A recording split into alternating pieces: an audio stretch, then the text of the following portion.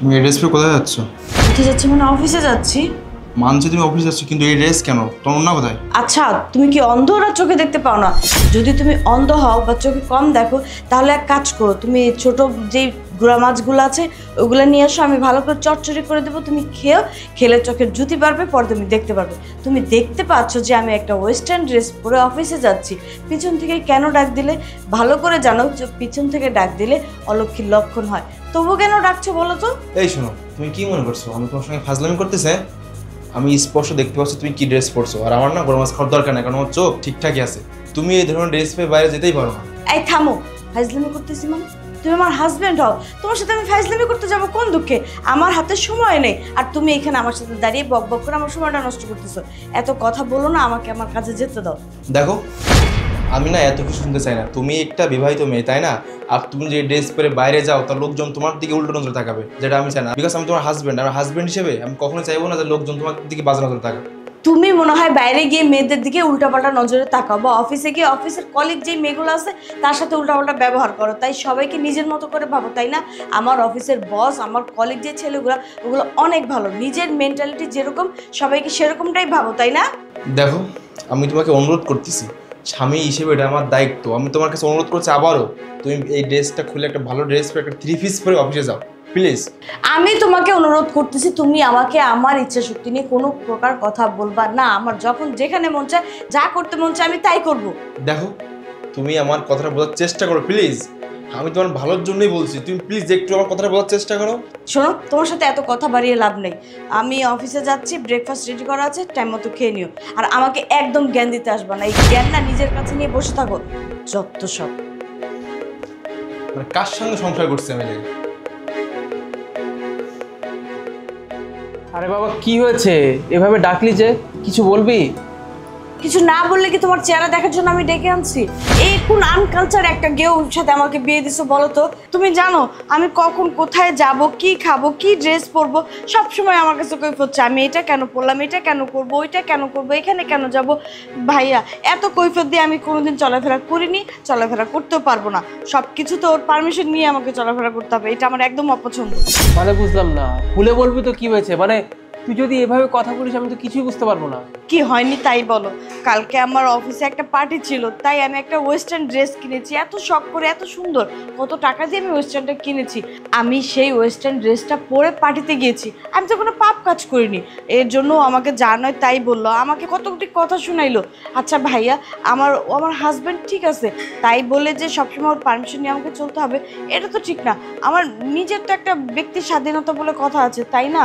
আমার এগুলো যেগুলো অপছন্দ সেগুলোই ও সবসময় আমার সাথে করতে থাকে, আমার এগুলো ভালো লাগে না। এক্স্যাক্টলি, তুই তো ঠিক কথাই বলছিস। এখন তো 2025 সাল, মডার্ন যুগ। এই যুগে যদি তুই যুগের সঙ্গে তাল মিলিয়ে না চলতে পারিস তাহলে তো তোর জীবনটাই বৃথা রে বোন। সেটাই তো ভাইয়া, সেটাই তো আমি ওকে বুঝাইতে পারতেছি না। যুগের সাথে সাথে যে মানুষের পরিবর্তন হয়, ও কোনো ম্যানারই বুঝে না। আমি না ওরে নিয়ে আর পারতেছি না। তুমি এক কাজ করো, আমি ওকে ডিভোর্স দিয়ে দিই, তুমি আমাকে অন্য একটা ভালো ছেলে দেখে বিয়ে দিয়ে দিও, যেখানে আমি মন খুলে চলাফেরা করতে পারবো। ওর মতো আনকালচার স্বামীর সাথে না আমি আর থাকতে পারবো না। সেটাই তো কথা, আমি তো আগে বুঝি নাই যে তোর জামাই এতটা খ্যাত। আগে জানলে তো আমি কখনোই এই ছেলের সঙ্গে তোর বিয়ে দিতাম না। আর বাই দা ওয়ে, তুই যে এত করে বলছিস তুই ওয়েস্টার্ন জামা কাপড় পরিস, এটাকে ওয়েস্টার্ন জামা কাপড় বলছিস? সেটা কোনো ওয়েস্টার্ন জামা কাপড় হলো? শোন বোন, আমি বলছি, তোর ভাই হয়ে আমি তোকে বলছি, তুই এক কাজ করবি, তুই কালকে দেখো যখন বাইরে যাবি না, তুই আরো ছোট জামা কাপড় পরবি, প্রয়োজনে হাফ প্যান্ট পরবি, হট প্যান্ট যেগুলোকে বলে, আরো হাতা কাটা ওয়েস্টার্ন ড্রেস পরবি, তাহলে ভালো লাগবে, ঠিক না বল?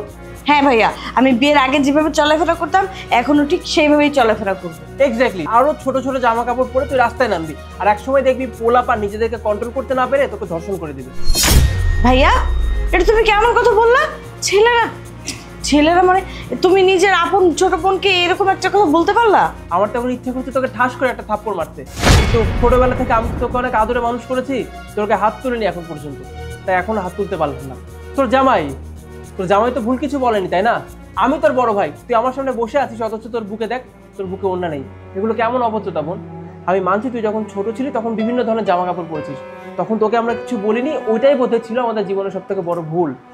আমাদের উচিত ছিল তোকে শাসন করা, কিন্তু আমরা সেটা করিনি। আরে তুই একটা মেয়ে মানুষ, নিজের ভালো তো রাস্তার পাগলও বোঝে, তাই না? তুই একটা মেয়ে মানুষ হয়ে যদি এই ধরনের ওয়েস্টার্ন জামা কাপড় পরে রাস্তায় বের হস, তাহলে রাস্তার পোলাপান তোর দিকে কোন নজরে তাকাবে? আমি তো একটা পুরুষ মানুষ, আমি তো বুঝি যে রাস্তায় যখন একটা মেয়ে বের হয়, একটা পুরুষ মানুষ সে মেয়ের দিকে কোন নজরে তাকায়। আর তুই এরকম খোলামেলা ড্রেস পরে বাইরে চলে যাচ্ছিস। আচ্ছা, এই যে তুই এই ধরনের জামা কাপড় পরে বাইরে বেরোচ্ছিস, তোর কি মনে হয় বলতো? রাস্তায় যেসব পোলাপান তোকে দেখে তাদের মনে কোনো কাম্য বাসনা জাগে না? অবশ্যই জাগে। তুই তো নিজে গুণা কামাচ্ছিস, তার সঙ্গে আমাদেরকে গুনার ভাগিদার করছিস। যে বললাম, দোষটা আমাদেরই। দোষটা আমাদের ছিল যে তোকে আমরা ঠিকমতো শাসন করতে পারিনি। কিন্তু এখন বলছি বোন, তুই তোর নিজেকে শুধরে নে। এটা আর যাই হোক, কোনো বিবাহিত মেয়ের জীবন হইতে পারে না। ভাইয়া, তুমি ঠিকই বলেছো। তুমি যদি আমাকে বিয়ের আগে এইভাবে সুন্দর করে বুঝাইতা, তাহলে আমি ঠিকই আমার ভুলটা বুঝতে পারতাম। মানে ঠিকভাবে চলাফেরা করাটা তো অন্তত পক্ষে শিখতে পারতাম যে বিয়ের পর মেয়েদের 3 পিস শাড়ি এগুলো পরে চলাফেরা করতে হয়। ওরও তো একটা মান সম্মান বলে কথা আছে। আমি যদি ছোটখাটো ড্রেস পরে বাইরে যাই, ওর বন্ধু বান্ধব তো ওকে কথা শোনাবে যে তোর বউ এগুলো কী সব ড্রেস পরে। কখনো এরকমভাবে ভেবে দেখিনি। ভাইয়া, ওনার খুব রেগে আছে। তুমি ওকে ডাক দিয়ে একটু বুঝিয়ে বলো না আমাকে এবারের মতো ক্ষমা করে দিতে। ওর মন মতো আমি চলাফেরা করার চেষ্টা করব। কবির, কবির, বসো। ক্ষমা যদি চাইতে হয় আমার কাছে না, তুই ওর কাছে ক্ষমা চা। দেখো, আমার না ভুল হয়ে গেছে। আমি তোমার কথা শুনিনি কালকে। ভাইয়া যদি আমাকে এভাবে না বোঝাতো, আমি না বুঝতেই পারতাম না। এখন থেকে তুমি যেভাবে বলবে আমি সেভাবেই চলাফেরা করব। মানছি আমি ওয়েস্টার্ন ড্রেস পরতে পছন্দ করি, কিন্তু হ্যাঁ, আমি এটা পরবো শুধু রাতের বেলা, শুধু তোমাকে দেখানোর জন্য। বাইরে আর কোনোদিন আমি এভাবে চলাফেরা করবো না। ভাইয়া, তুমি ওকে বলো না আমাকে এবারের মতো ক্ষমা করে একটা সুযোগ দিতে। আমি তোমাকে এটাই বুঝতে চাইছিলাম, কিন্তু তুমি তোমার কোনো কথাই শোনো নাই। শুনছো বলো? সেদিন যদি আমার কথাগুলো শুনতা, তাহলে আজ তোমার ভাইয়ের সঙ্গে তোমার তো ছোটো হইতো না। যাকে বাদ দাও, যেহেতু তুমি তোমার ভুলটা বুঝতে পেরেছো, তোমার কোনো অভিযোগ নেই। কিন্তু এবার থেকে প্লিজ দয়া করে একটু সব কিছু মানিয়ে গুছিয়ে চলার চেষ্টা করবে।